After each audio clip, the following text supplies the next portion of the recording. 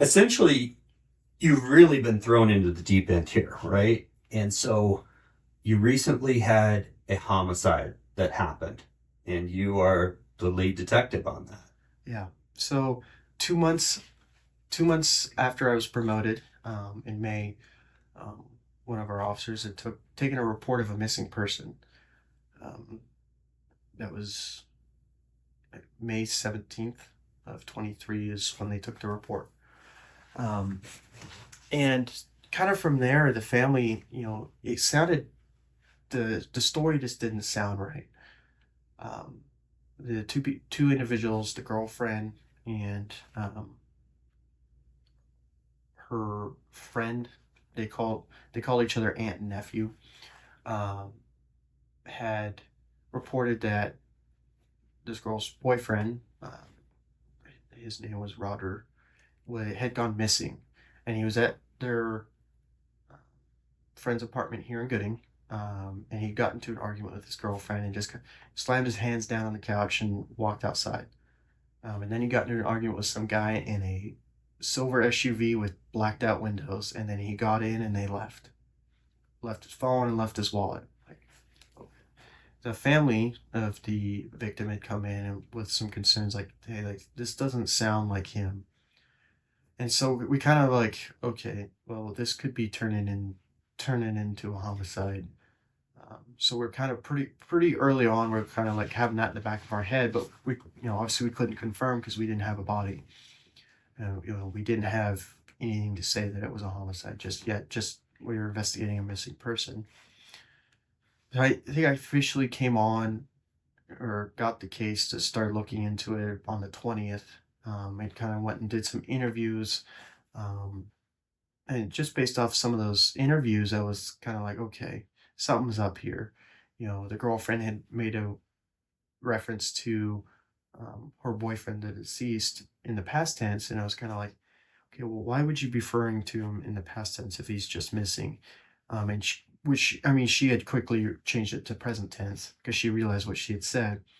It just kind of stored that one away and, moved on with the case because, we didn't have anything, and then the following weeks, I mean, I had interviewed several potential witnesses of um, them trying to sell the victim's stuff, um, you know, just odd behavior. I had interviewed the family.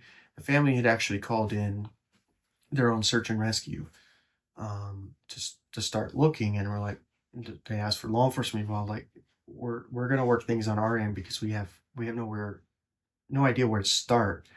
Um, we had and I had actually was getting ready to go on vacation because I was going to go visit family in Texas. But and the day before, I had done an interview with the roommate and um, kind of like gave the county detectives like, hey, and they were helping me out on it because I was like, I'm not quite sure what to do here. Because we're like, okay, well, he could be anywhere. We're still getting numerous phone calls like, hey, we think we saw him down in Twin, but somebody like him. Um, so I had flown out to Texas and I had a layover in Denver, and I landed in Denver and my phone was blowing up. And then what had happened is the family had gone out to where the victim and his girlfriend were living, and they were living with two other. Um, they were living with these two homeowners, and they had gone out to a shop, and the shop had like a divider in the middle.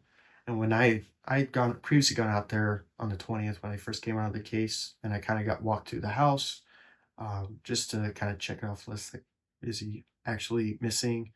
Um, and I looked at the shop and I'm like, no. But the home, since it's out in the county, the homeowner had said, hey, I had a 22 rifle that was stolen. So I called the county deputies to come take the report, and they had gone in there. Well, unbeknownst to me, I didn't know there was a divider.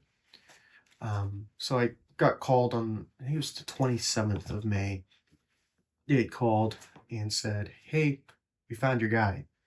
Um, there was in the far west side of the shop, there was a big oil pit, like to change oil on commercial vehicles, and they'd found him down in the bottom. And there was a tarp over him, and like thrown some chest of drawers on top of him. And they're like, "Yep, looks like apparent gunshot wounds.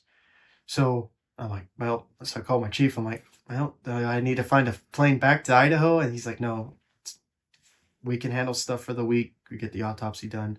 We'll just pick it back up when you get back.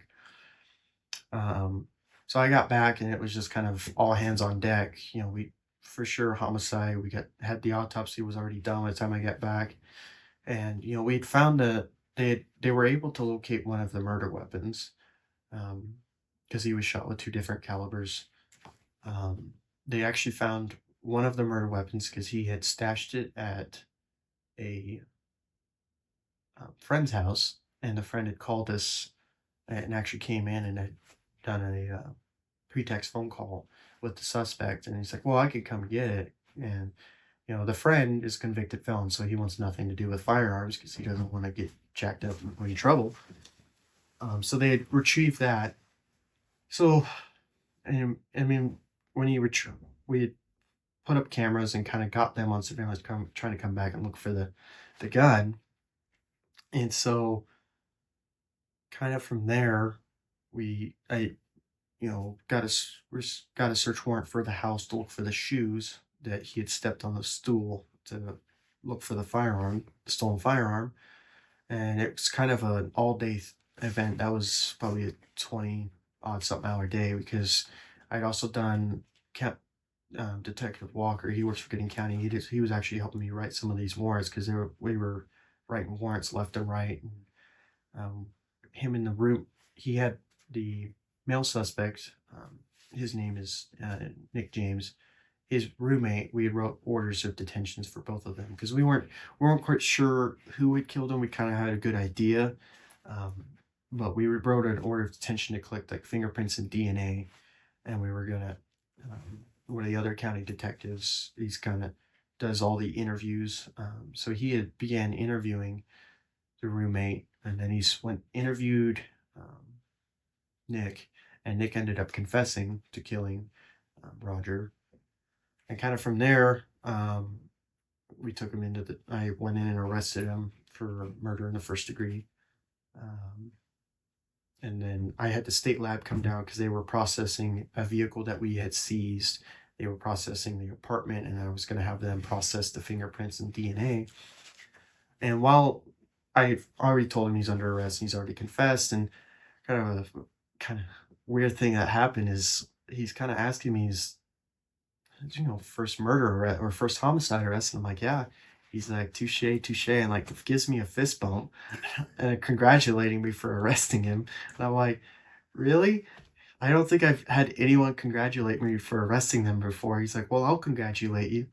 And I'm like, thanks, I guess. I'm like, the gals that forensic team from Iowa State Police, they were kind of like looking at me with their eyes up, and you're like, did that just happen? I'm like, yeah, it did.